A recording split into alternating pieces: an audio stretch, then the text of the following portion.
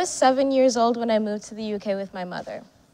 The morning of my very first day of primary school, I was ecstatic.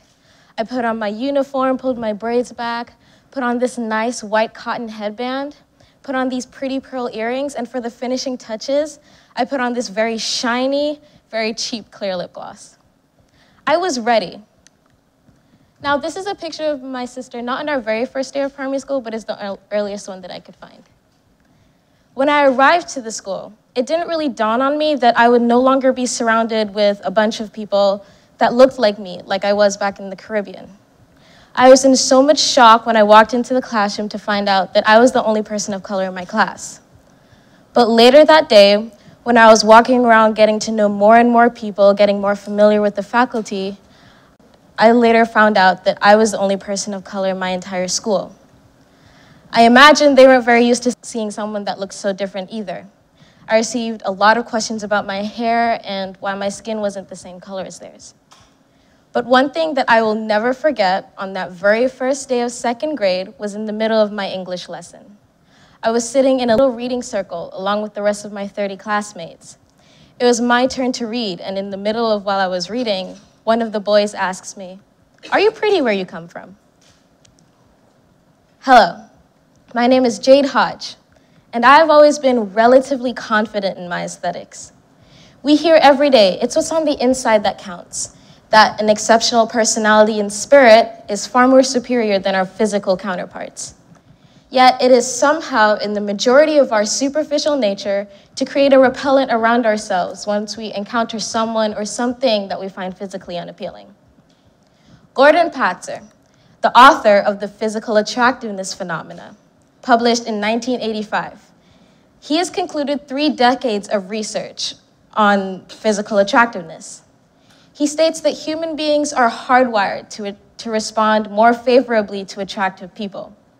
Good-looking men and women are generally regarded to be more talented, kind, honest, and intelligent than their less attractive counterparts.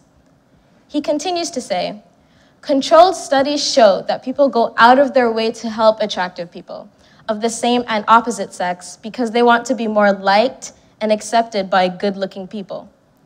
Now, regarding that the way media encourages the dismissal of less attractive people, if you pay close attention, you'll notice that people considered with below average looks or less symmetrical faces are used for the antagonist role.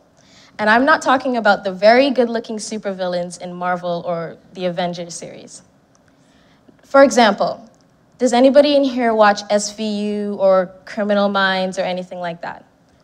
For those of you that do, pay really close attention to the sex offenders, the pedophiles, the serial rapists. Do they have nice, smooth skin?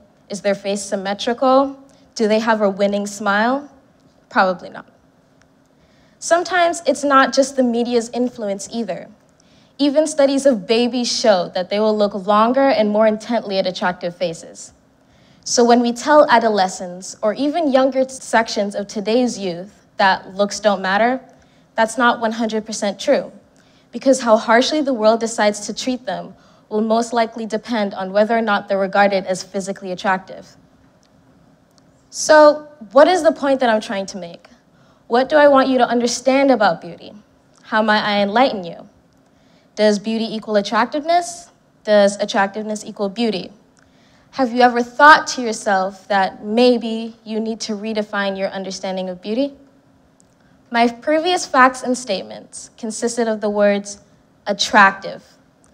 Yes, being attractive is important and advantageous to some extent, but beauty is far more superior, and sometimes we make the mistake of using those 2 words interchangeably. I'm going to help change that.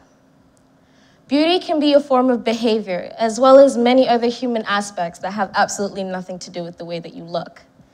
There is beauty in a person's ability to connect with other people, especially those that represent lesser intelligence, such as babies.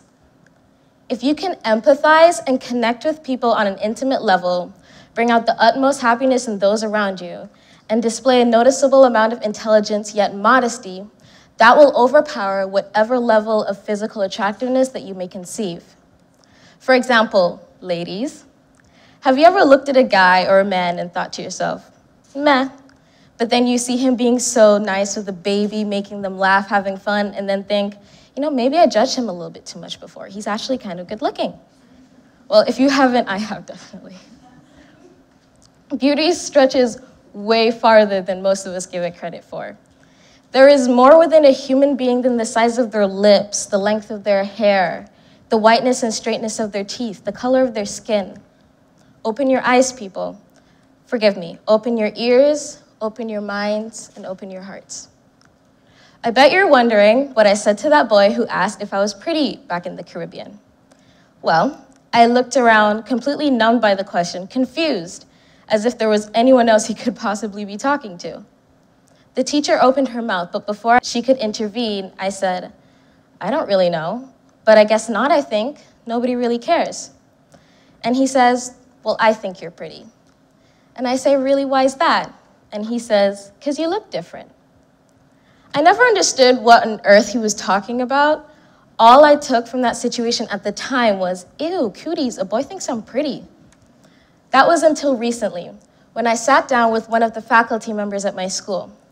We were speaking on a topic similar to this, and she says, coming here, I've been called exotic. I've received so many compliments on my physique. But back where I'm from in Peru, I'm just any other woman. There's nothing special. I found this extremely interesting.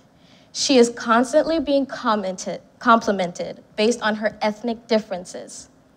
She continues to say, but I don't think it has anything to do with me personally. It is the pursuit of the infrequent. We crave it. The pursuit of the infrequent. What does that even mean? Well, when we adjust ourselves to an aesthetic norm, it is very erotic and confusing to suddenly see and experience an aesthetic that we're simply not used to seeing or experiencing. Keep in mind that when it comes to pursuing the infrequent, there is a proper way to do it. Pulling my hair to see if it's real or if it will hurt, please don't do that. I remember when I was in the 5th grade, I was still living in the UK. I was sitting on the floor in the Great Hall where assembly was being held. I remember feeling someone playing with my hair. Now, back then, I was in a Catholic school, and if your hair was lower than the length of your shoulders, then you were supposed to wear it up. But I was feeling pretty rebellious that day, so I left it down. And she was playing with it, and I didn't really mind. You know, it felt kind of nice. And out of nowhere, she just yanks it with all of her strength. And in the middle of assembly, I just screamed at the top of my lungs, ow! And I remember turning around just to see a very startled, wide-eyed girl. I say to her, why did you do that? And she says, it was just so interesting. I was just messing with it. I didn't think you would feel it. And, and you know, at the time, I was angry. I didn't understand. She just yanked my hair. My hair could have fallen out. But now I realized she was just pursuing the infrequent, just in the wrong way. But appreciating beauty within where somebody comes from, by showing interest, trying to get to know them, by asking questions. Oh my goodness, where do you come from? What's your ethnic background? Can I touch your hair? There you go. So, what is beauty? Simple, it's all around you. It's people dedicating their lives to aiding the misfortunate. It is going up to someone and making them laugh, just 'cause. There is beauty between you and I connecting through our differences. There is beauty within diversity, the pursuit of the infrequent done in the correct way. Yes, there are perks to being physically attractive, but beauty is not just skin deep. It travels to the inner core of who you are, into the vulnerable areas of your soul. There is a difference. There is beauty in your intellect and personality.